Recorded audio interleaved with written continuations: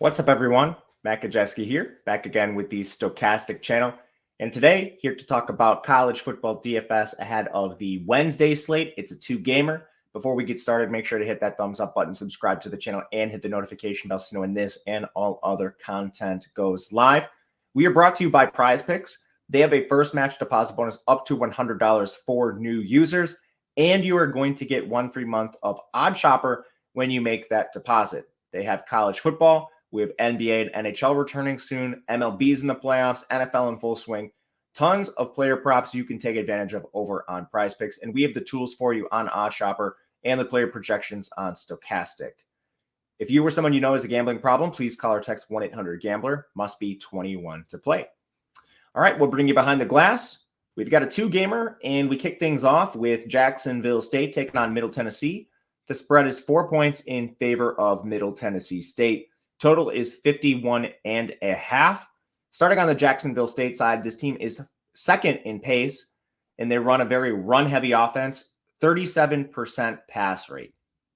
I think right away, all four signal callers are in play on this slate, and I would rank Logan Smothers third, 7,100 on DraftKings. The passing stats leave a little bit to be desired, but he's been splitting time with Zion Webb a little bit. Last week, we saw a cameo appearance from Webb. I anticipate something similar. Webb's not a guy that's going to beat out Smothers. Smothers has far better efficiency metrics and similar rushing output. And that's what we like most is that rushing output, 255 yards. He's 31 designed carries over the last 2 weeks. Pretty good floor for Smothers. In the run game, Malik Jackson should lead this backfield. He had 13 carries last week and 2 targets. Pretty good opportunity. A little bit less than the 25 opportunities he saw the previous week.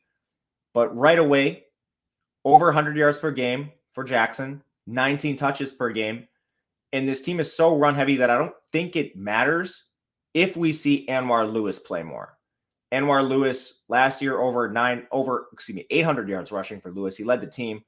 He returned first time this year, ended up with 4 carries, 10 rushing yards, so nothing crazy for Anwar Lewis. But we have so many raw rushing attempts from this offense that generally it has to be a committee. So you could see Malik Jackson handle 20-ish touches, Anwar handle 10-ish, and that still wouldn't be surprising.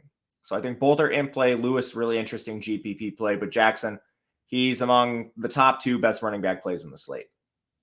At receiver, the player with the most targets at 20 is actually the cheapest viable option in Perry Carter.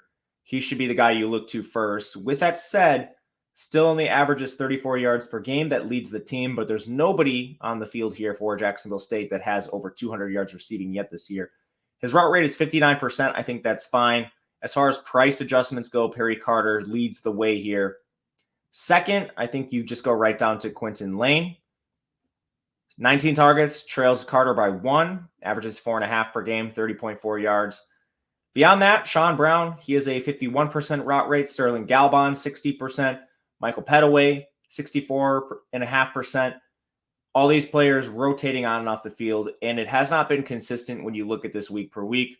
A lot of times I like to go and just read you guys the route rates. If it wasn't bouncing all over the place, I would do that, but I don't think it makes a lot of sense here. You are gambling with these guys, so I prefer to go cheaper. I prefer to play Perry Carter.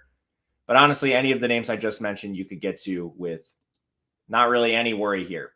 I think, again, your top 2 outside of Carter would be Lane, and then I'd probably rank Pettaway second. Middle Tennessee State, 41st in pace, 57% pass rate. Nick Vadiato, I think, has the best floor out of anyone on this slate. 139 rushing yards, so he runs a little bit. He has 23 designed attempts on the year, which is pretty solid. It's about 5 per game. Through the air, he averages 38 attempts. Has not been efficient, just 232 yards, but Jacksonville State, their defense is okay. Vadiato, he's going to backdoor his way to some 300-yard games. Whether that occurs here or not, I'm not sure, but he's priced efficiently, 6,900. I would prefer him over Smothers straight up. I think the real debate is, would you rather have Vadiato or Pavia? And we'll talk about him in a little bit, but very good quarterback play. I'd rank him second personally behind Pavia. Frank Peasant and Jaden Kretl, they're operating in a committee. Last week, You had Frank Peasant touch the ball 17 times. Kretl touched it 14 times, and half of them were targets. He had 7 targets, 7 carries. With that said, these guys split the routes almost evenly. It was about 42% apiece, so that could ebb and flow to any degree.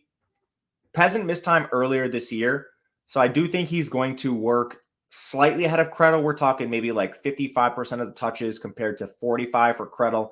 The prices are identical almost. Kretl's been more efficient really across the way, so I don't agree with their touch distribution, but they've both been pretty good, so it's hard to argue. They're both pretty good GPP plays. They should have plenty of opportunities against Jacksonville State. No issues with either one here, and they catch the ball, so active in all game environments. Receiver, Elijah Metcalf, absolutely dominating opportunities. He has 25 targets in the last 2 games. He's averaging 7.6 per game this year, 48 yards, but he still leads the team in yardage. 90% route rate, it's getting up there. He's an absolutely awesome play, a guy you should be prioritizing. From there, they've been using a lot of Holden Willis, which was a surprise to me. He was previously a backup to Jeremy Tate, and Tate returned last week from injury, only played 1 snap, so I am not sure how the health is for Tate, but Willis has played well enough where I don't think he gives his role back, even if Tate gets a little bit healthier. The route rate for Willis jumped to 84%. It hadn't been above 65, and he turned in an awesome game. He's currently averaging more yards per game than any other player on this team. He did miss a contest, so that's why you see his yardage per game. It's higher than Metcalf, even though Metcalf has more raw yards, if that makes sense. It's because Willis missed a game. Anyway, I think you can play both of these guys. I would rather just find the 400 for Metcalf. I think he's safer. He's not going to miss time.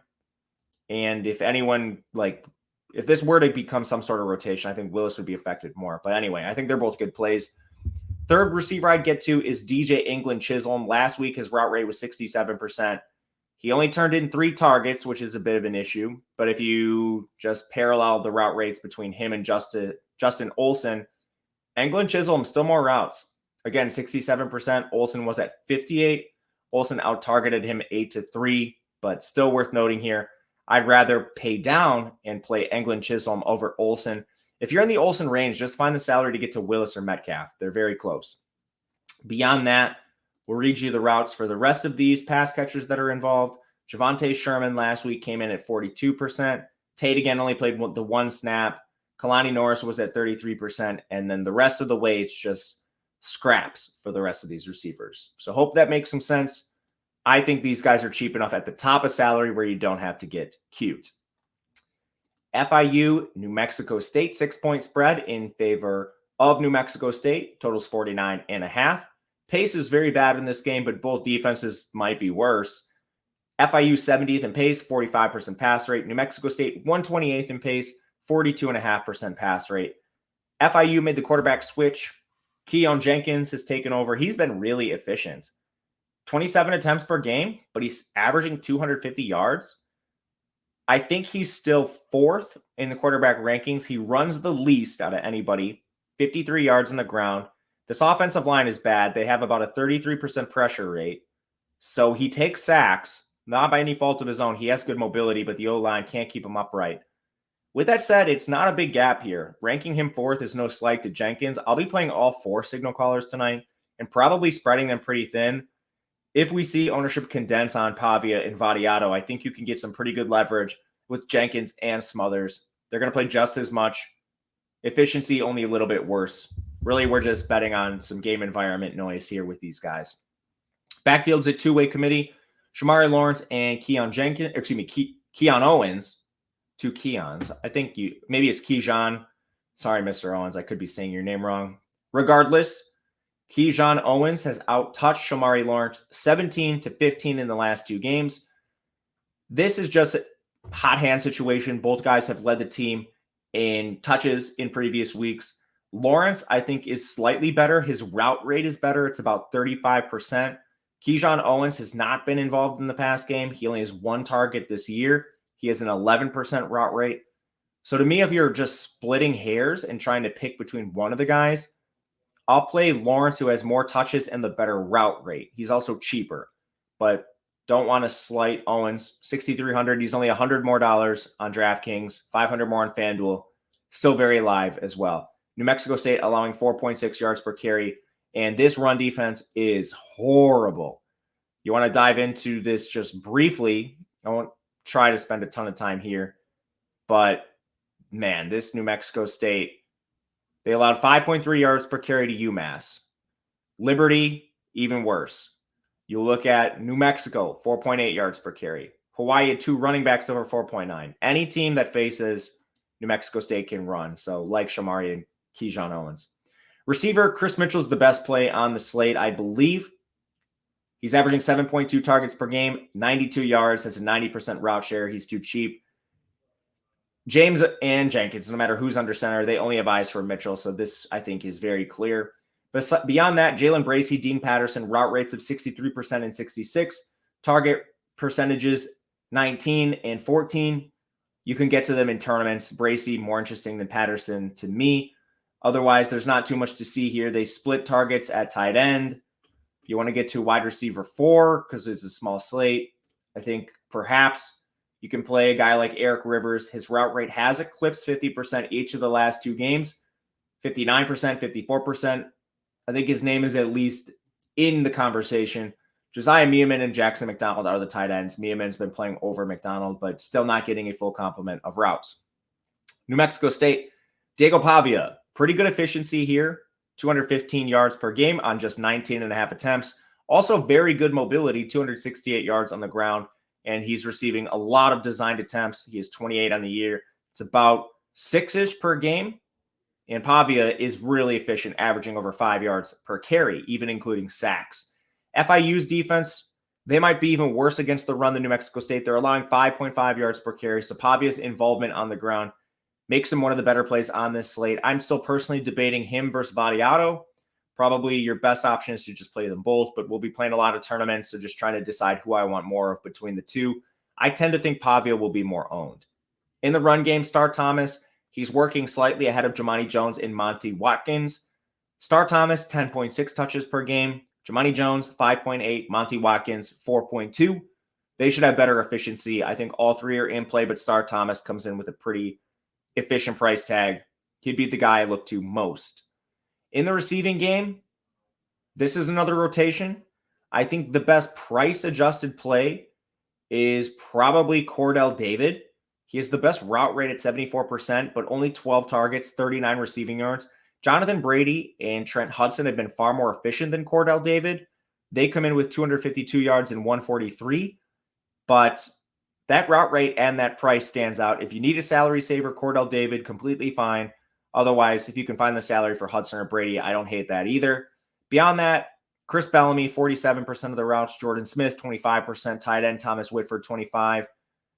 It's tough to get to any of these guys at the bottom. Bryce Childress would be the last guy I mentioned. He has a 30% route rate. But again, a lot of those guys are very close in price to Cordell David, where I'd rather just play him straight up. He's the preferred value play for New Mexico State. Anyway, that'll do it for us on the 2-gamer. If you have any questions, leave a comment or reach out on Twitter at Matt_Gajewski.